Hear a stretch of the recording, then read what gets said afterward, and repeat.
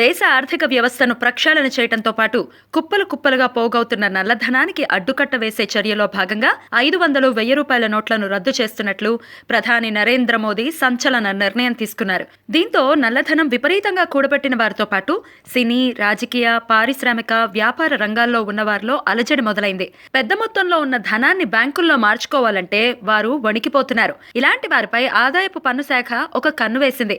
ఈ నేపథ్యంలో ఎవరిపై ఎప్పుడు ఎక్కడ దాడులు మొదలవుతాయోనని బడాబాబుల గుండెల్లో రైళ్లు పరిగెడుతున్నాయి.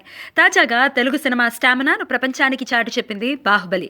ప్రాంతీయ భాషా చిత్రం అయినప్పటికీ వసూళ్లలో బాలీవుడ్ చిత్రాలకి సైతం పోటీ ఇచ్చి దుమ్ము లేపింది. అధికారిక లెక్కల ప్రకారం బాహుబలి సుమారు 650 కోట్ల కలెక్షన్లు సాధించినట్లు ట్రేడ్ వర్గాల అంచనా. ఇప్పుడు ఆ కలెక్షన్సే బాహుబలి నిర్మాతలపై ఐటీ దాడులు చేసేలా చేసింది. హైదరాబాద్ లో నివసిస్తున్న బాహుబలి నిర్మాతలు శోభు యార్లగడ్డ, ప్రసాద్ దేవినేని ఇళ్లు, కార్యాలయాలపై ఆదాయపు పన్ను శాఖ అధికారులు దాడులు జరిపారు. హైదరాబాద్ తో పాటు 2 తెలుగు రాష్ట్రాల్లోని వీరిద్దరు బంధువుల ఇళ్లపై ఏకకాలంలో ఐటీ శాఖ దాడులు నిర్వహించింది. ఈ వార్తతో టాలీవుడ్ ఒక్కసారిగా ఉలిక్కిపడింది.